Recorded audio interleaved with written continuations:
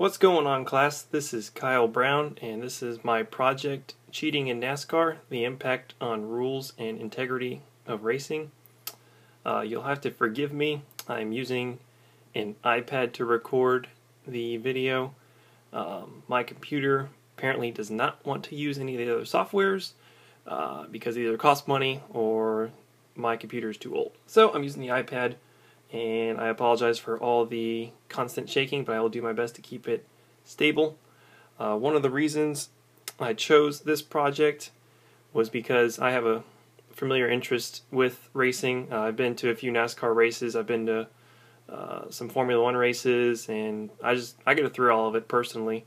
And going to some of the NASCAR events, I didn't quite know a lot about its history and where it came from, and so I just kind of chose this subject because I wanted to dig deeper into what it was about. So let's take a look at what NASCAR is all about.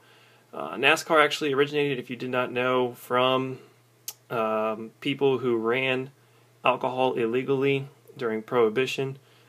Moonshine runners, what they would do is there was a collection of them, and the guys that ran the moonshine decided that they wanted to race each other because they thought their car was the best. So to prove that, they gathered in Daytona and set up a formal race with rules, which is kind of ironic since the drivers themselves did not abide by the rules by making their living. So they got together, rode around, and lo and behold, even in the first official race, there was an actual rule violation. One guy that was running tampered with his suspension, made it better so that way he could go around the corners faster, which allowed him to finish in first. The reason I did this project as well was I wanted to look at the impact cheating had on the rules and the integrity of the sport. Like I said earlier, stock car drivers made their living off breaking the law, and yet NASCAR wrote a set of rules for drivers to follow. The drivers, have been an interesting piece in this sport. They are always trying to make themselves, from what I gather, as men of integrity and competitors, fair competitors, but as we'll see later on, they are otherwise not. Just to give you a little background about NASCAR if you don't know much about it, there's 3 different race series in NASCAR. Sprint Cup Series, which is essentially the major leagues, that's like Jeff Gordon, Tony Stewart, Jimmy Johnson, all the big names, Dale Earnhardt. Nationwide Series is the minor league. These are the people that will replace the people in the Sprint Cup. You can consider it like minor league ball. And then the Camping Truck World Series is another minor league, but it is also its own race series.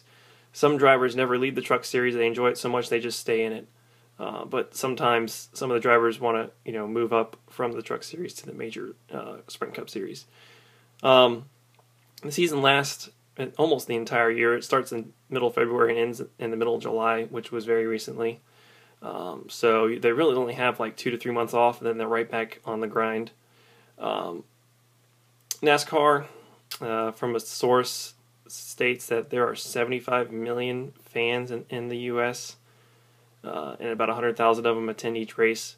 What I really want to show you, though, to kind of discuss the brand a little bit more, is this link. It's going to take us to this website right here, NASCAR's official website. If you look at the title, NASCAR launches largest brand campaign ever. This was this past race season at the very beginning. They launched a series of videos, which you can see on the right over here. They did this to help advertise and market their brand. They kind of give a brief description of which one is. You can see this one says Resume, Twist, Rivals. Here is a brief description. The one I want to look at is the Twist. This portrays emotion, drama, and many levels of duality within the sport. As we will see, if you don't know what duality is, Here's a quick definition. Duality refers to having two parts, often with opposite meanings. Some examples are peace and war, love and hate, up and down, black and white.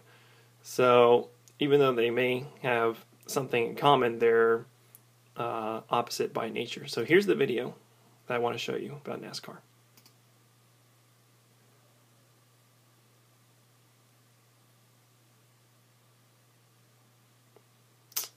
As we're waiting for it to load, which I hope it does, we will see how it looks.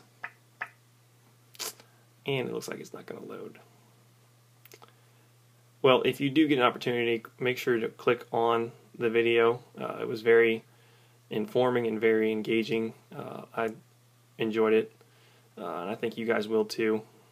It just kind of highlights all the main points of NASCAR and what contrasts are within the sport.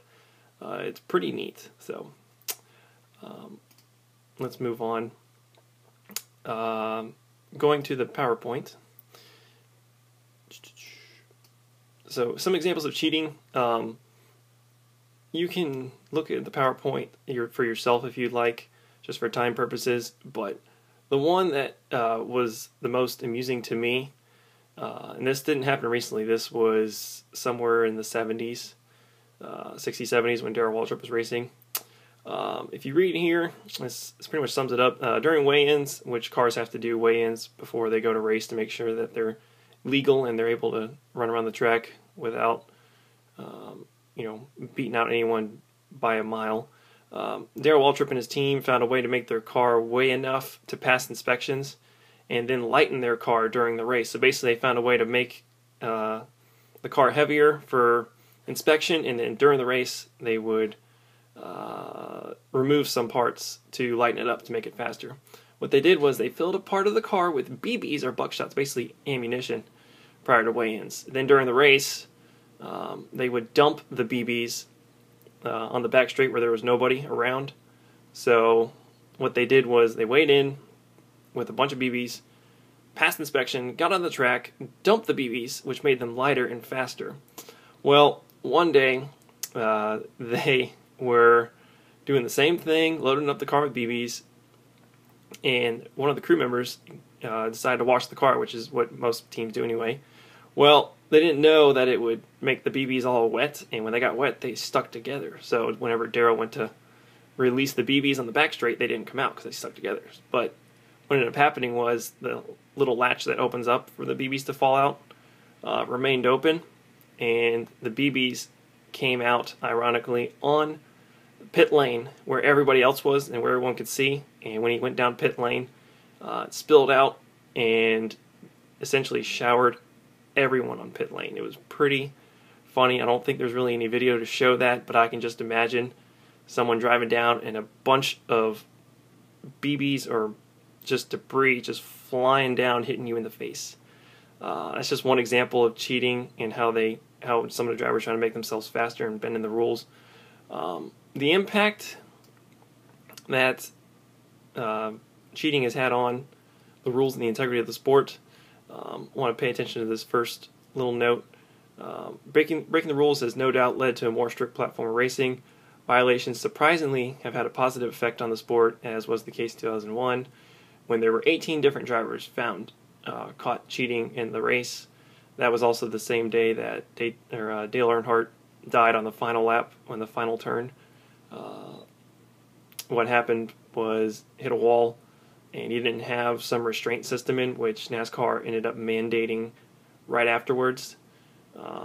So his neck and head launched forward violently, and as a result of his injuries, he ended up dying later that day. So that's just one example. The rules have had on the sport is that they've enforced more strict guidelines and safety practices to make the sport a little bit more safe and more enjoyable, as well as providing the drivers with a sense of security while they're driving. Most recently, this bottom note here, I don't know if you guys watch NASCAR, but if you do, you would know about the recent controversy that happened. You can click the link right here to watch the video to kind of give you short story of what is going on. Essentially, there were two different violations going on. One guy spun out on purpose when he was winning the race. Spun out on purpose just so his buddy, one of his teammates who was behind, had an opportunity to make it into what they call the chase, which is their playoffs. So essentially this guy spun out on purpose so his buddy, his teammate, could make the playoffs. And also in that same race, what had happened too was another driver was a part of a two-team effort, two Ford racing franchises. They got together before the race started, and they knew one of their drivers was very close to getting into the playoffs.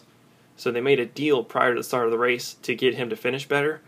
And this driver was able to pass a couple of people without any restriction, and it caused him to get in and another driver, Jeff Gordon, to not get in because of the little deal that they made. NASCAR was able to find this out through video evidence and audio evidence and determined that Jeff Gordon was unfairly removed from the playoff system. And what they did was they added a extra spot into the playoff system. There's only 12 cars that get in. This past season they allowed 13 cars to get in, with Jeff Gordon being the 13th person.